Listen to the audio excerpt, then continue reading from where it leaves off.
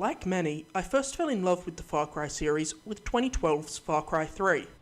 Since then, I've played and loved every subsequent Far Cry game, including the criminally underrated Far Cry Primal. So naturally, I've been very much looking forward to the Far Cry 5. And after spending a couple dozen hours in Far Cry 5's Hope County, I can tell you it is another great entry in Ubisoft's open world shooter franchise. While Far Cry 5 certainly doesn't reinvent the wheel, it's still a fun romp that offers more of the chaotic action that Far Cry is famous for.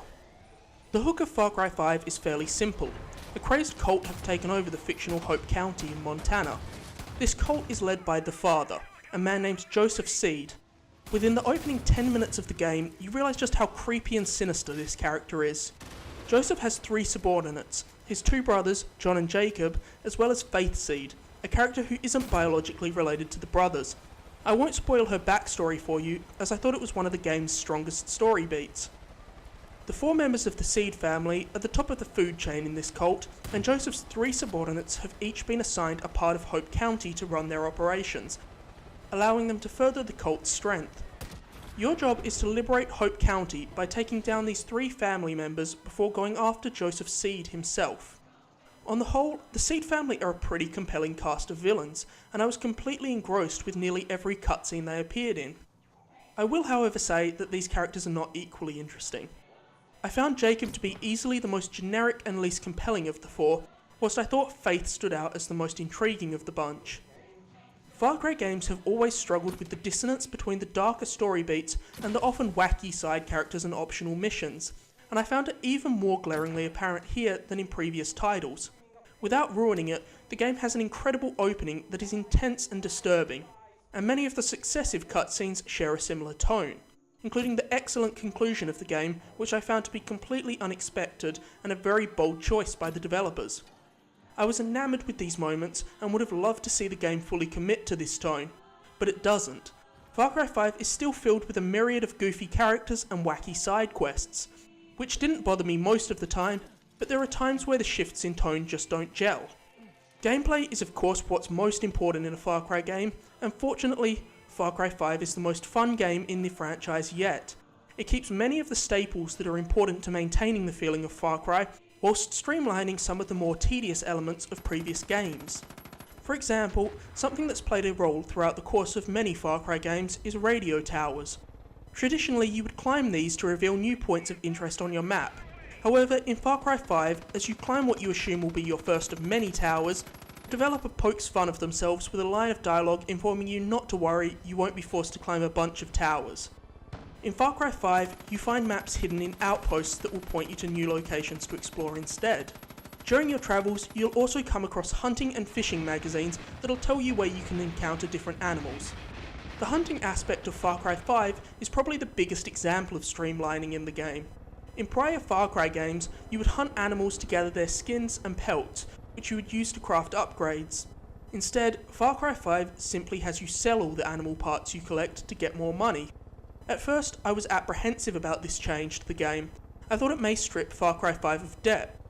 But after a few hours, I came to realise that this isn't the case, and that this decision definitely benefits the game, as it removes the need to grind, which in turn keeps the game moving at a fast pace.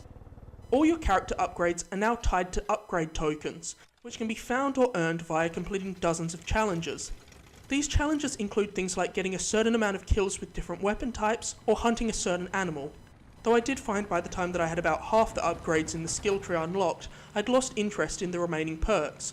I found the choice to have a series of 9 upgrades that lower the time for each companion to be usable again after being downed pretty boring, as it could have been one that covered all the allies. The chaotic pace is what I love about Far Cry, and what differentiates the series from other games on the market. In Far Cry 5, it's impossible to predict what's going to happen moment to moment thanks to the endless random encounters with both enemies and wildlife. Often these things occur at the same time, leading to frantic firefights, with you, a group of cultists, and a pack of wild animals having an intense 3-way fight. The highlight for me in Far Cry 5 is still the outposts. I personally love scoping out an enemy encampment before stealthily picking off every enemy to reclaim the base from the cult. Does my approach not appeal to you? That's not a problem.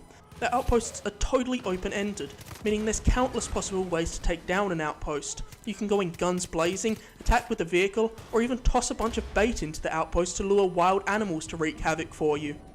They say variety is the spice of life, and gameplay variety is something that Far Cry 5 offers in spades. Something that's crucial for any open world game is a strong map, and Far Cry 5's Hope County is a joy to explore. You never get far without finding new interesting distractions, be it hidden prepper stashes that are filled with cash, collectibles and upgrade tokens, cult property to destroy, countless optional missions, or my personal favourite, the Clutch Nixon events. These see you taking on a variety of death-defying stunts. These are perfectly tuned to constantly keep your heart racing. I also need to touch on Far Cry Arcade, a mode that allows players to create maps and upload them for others to play. Anything that relies on user-generated content is only as good as the creators who use it, and as it's such early days, it's tough to speak to the quality of this mode. In my limited experience, I didn't have a great time in this mode. I'm not really into creating my own maps, and I didn't particularly enjoy wading through maps other people had created, as the majority of the ones I played were bad. There's certainly potential here, but once again, the value of this mode is going to be entirely dependent on if a community flourishes around it. Far Cry 5 may not be the most original entry in the Far Cry series, but it's still a perfect example of why Far Cry is such a fan favourite franchise. Ubisoft have set a certain bar of quality with their previous Far Cry games, and Far Cry 5 easily clears that bar.